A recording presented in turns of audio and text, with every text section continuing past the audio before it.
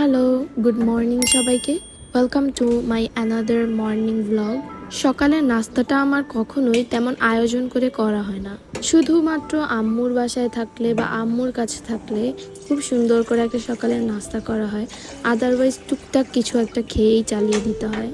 আসলে এত ব্যস্ত লাইফে না ওইভাবে আয়েশ করে নাস্তা খাওয়ার সময়ও থাকে না। আর সময় যখন পাই তখন না আসলে রেস্ট নিতেই ভালো লাগে, তখন আবার এত আয়েশ করে নাস্তা করারও ইচ্ছে করে না। তো যাই হোক, ডিমগুলো সিদ্ধ হতে হতে আমি 2 কাপ কফি বানিয়ে নিব। আর লাস্ট 1 বছর থেকে আমি আমার মধ্যে খুব ভালো একটা হ্যাবিট গ্রো করেছি, সুগার অ্যাভয়েড করা। বাট সবসময় অ্যাভয়েড করা পসিবল না হলেও যতটা সম্ভব সুগারটাকে আমি অ্যাভয়েড করি।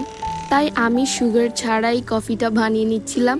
আর আমি সুগার অ্যাভয়েড করছি মানে আমার বাসায় যে আসে তাকেও সুগার কমই খেতে হবে, কারণ সুগার দিতেই আমার আসলে ভয় করে। তাই আমার বাসায় যখন গেস্ট আসে তাদের প্রথম কমপ্লেনই থাকে চিনি কম হয়েছে। কফি বানানো শেষে ডিমের খোসাগুলোও ছাড়িয়ে নিয়েছি, আর সাথে কিছু খেজুর খাবো। এদিকে দেখলাম খুব ভালো একটা রোদ আসছে, তাই আমি সুন্দর করে আমার গাছগুলোকে রোদে দিয়ে দিলাম, কিন্তু তখনই রোদটা আসলে চলে গেল। এই ছিল আমার সকালের টুকটাক অ্যাক্টিভিটিস। সো আজকের জন্য টাটা।